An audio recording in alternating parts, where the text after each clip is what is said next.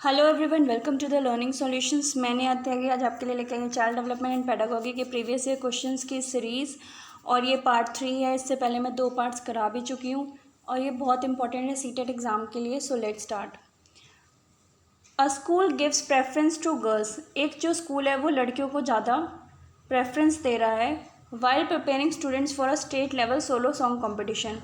एक गाने की किसी प्रतियोगिता के लिए लड़कियों को ज़्यादा प्रेफरेंस दे रहा है एक स्कूल। दिस रिफ्लेक्ट, ये क्या दिखा रहा है? Gender bias, global trends, pragmatic approach या प्रोग्राम थिंकिंग।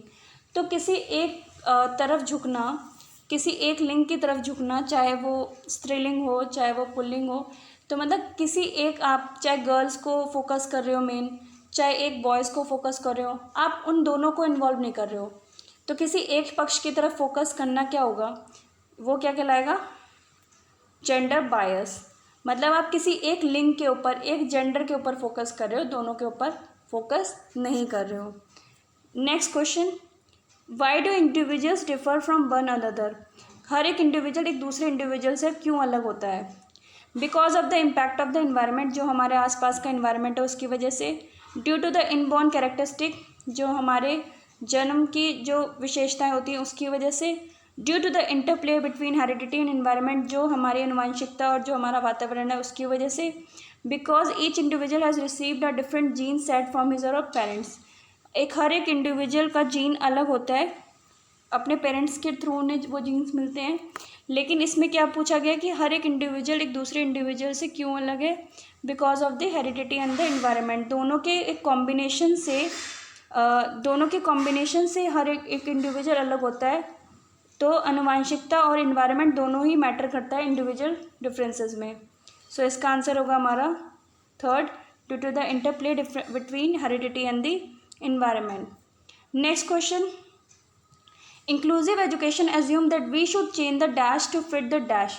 इंक्लूसिव एजुकेशन मतलब समावेशी शिक्षा में क्या बता रहे कि हमें क्या चेंज करना है, किस चीज़ को फिट करने के लिए?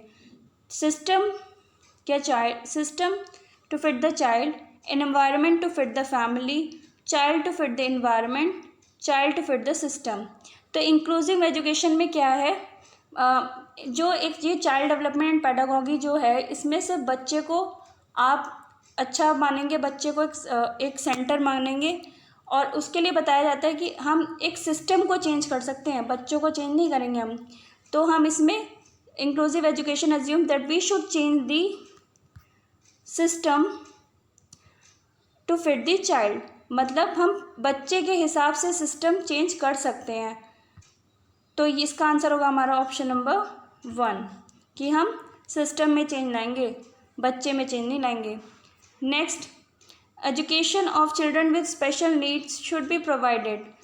एक जो एजुकेशन है स्पेशल नीड्स के जो बच्चों के लिए, किस तरह की एजुकेशन प्रोवाइड होती है? Along with other normal children, जो स्पेशल नीड्स के बच्चे हैं तो उनको नॉर्मल बच्चों के साथ पढ़ाया जाएगा। By methods develop for special children in special school, in special schools, by special teachers in special school. तो जहाँ इंक्लूसिव एजुकेशन के बारे में बात होती है तो वहाँ पर जो स्पेशल नीड्स के बच्चे हैं उनको कहाँ पढ़ाया जाएगा? Along with the normal children. So इसका आंसर होगा हमारा option number A. Next question, inclusive education includes teacher from marginalized groups, celebrates diversity in the classroom, encourages strict admission procedure, includes indoctrination of facts। तो inclusive education जो है हमारी समावेशी शिक्षा है।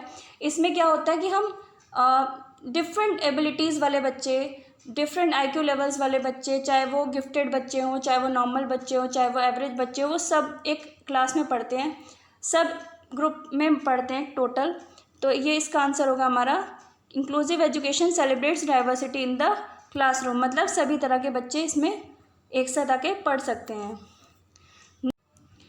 Successful inclusion requires the following except. एक inclusive education की classroom को सक्सेसफुल बनाने के लिए क्या चीज़ें चाहिए होती हैं? एक्सेप्ट सेग्रीगेशन, बच्चों को अलग कर देना। इंक्लूसिव एजुकेशन बोलता है कि सब बच्चे साथ में आके पढ़ेंगे। सेकेंड, इन्वॉल्वमेंट ऑफ पेरेंट्स, ये तो ठीक है। कैपेसिटी बिल्डिंग, ये भी ठीक है। सेंसिटाइजेशन, ये भी बिल्कुल ठीक है कि बच्चे को हम संवेदनशील बनाएंगे। लेकिन इसमें क्या गलत है, सेग्रीगेशन। इंक्लूसिव एजुकेशन में बच्चे को साथ लाकर पढ़ाया जाता है, सभी एबिलिटीज़ के बच्चे आके साथ पढ़ते हैं, चाहे वो नॉर्मल बच्चे हों चाहे वो गिफ्टेड बच्चे हों, तो ये सब आके साथ में पढ़ते हैं। तो इसमें हमारा एक्सेप्ट पूछा है यानी कि नॉट पूछा है, तो इसका आंसर होगा हमारा सेग्रीगेशन।